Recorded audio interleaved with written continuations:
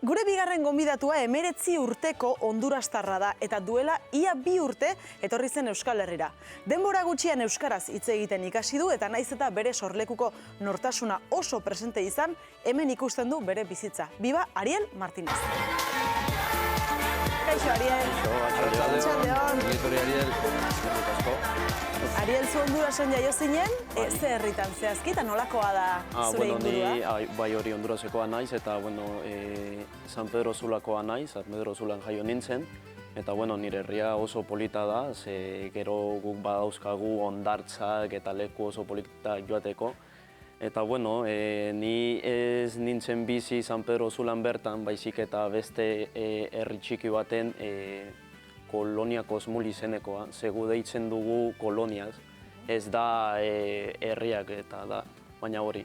Eta ni jaio nintzenan eta beti hurbil nire familiarekin, nire lagunekin eta gauza horiek. Eta duela 2 urte erabaki zenuten Euskal Herrira etortzea, zergatik erabaki zenuten hori? Hasieran egia esan, ez neukan ideiarik ona etortzeko, baina gero nire amarekin hitz egin nun eta biok erabaki genuen hona etortzea. Azkenean nire helburua da jarraitzea ikasten eta nik uste dut hemen aukera gehiago izango dudala ikasteko. Ariel, zuk zerbait bazenekien Euskal Herriari eta Euskarari buruz, orain dela 2 urte? Bai, nire amak etorri aurretik esan zidan ikasi beharko nuela euskaraz eta pixka bat banekien. Eta hori Atletico Bilbao eta Real Sociedad taldeak ezagutu nitun, ze nire anaiarekin kontsoletan hori FIFA eta gauza horiek futbola jokatu genuen, eta banekien. Eta duela 2 urte etorri zinetenean Euskal Herrira, Euskara ikasten hasi zinen segituan. Bai. Nolako esperientzia izan da? Bai, etorri nintzenetik nire aita ordea eta osabak hasi ziren nirekin euskara hitz egiten.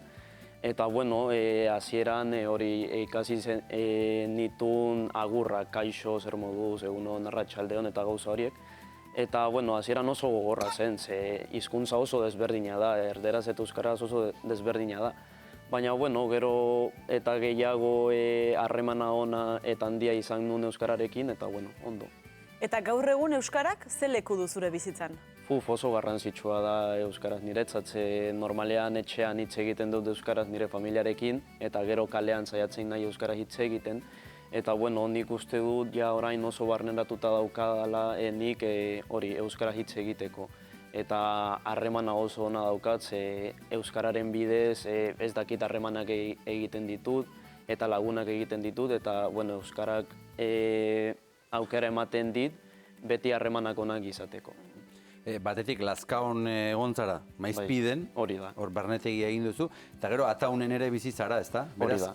Esan dezagun inguru euskaldunean bizi zarela, eta horrek ere laguntzen dizu? Bai, asko laguntzen dit han bizitzeak, ze agian hemen Donostin jendeak hitz egiten du, baina ez hainbeste. Eta han Lazkaon eta Ataunen Beasainen hitz egiten dute, baina asko.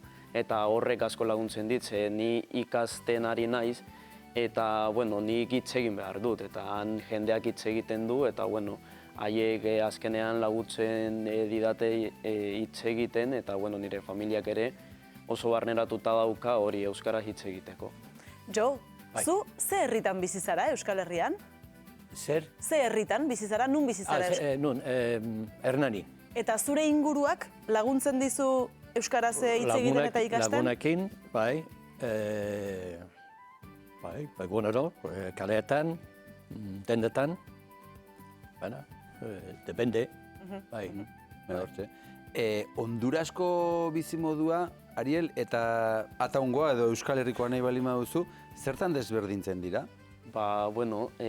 Nola baserri baten bizi naizen oso desberdina da, zehan Hondurasen nire etxearen ondoan zeuden, nire lagunen etxean, nire familiaren etxean, eta oso desberdintasun handia dago, ze ja orain pixka bat kostatzen zait harremanak egitea, edo ez dakit leku batera joatea edo hori, baina azkenean oso ez da hain handia hori desberdintasun hori. Zehan Hondurasen saiatzen gara gure ohiturei eusten eta hemen Euskal Herrian ere. Eta, bueno, gero desberdintasun handia da hizkuntza. Nik esango nuke hizkuntza dela. Baina zuke argi duzu zure sustraiak han daudela? Bai, Bai? bai oso argi daukat eta hori ni hemen naiz eta hemen Euskal Herria bizi, ni saiatuko naiz izaten Hondurasekoa eta, bueno, ni oso barneratuta daukat hori, Hondurasekoa naizela.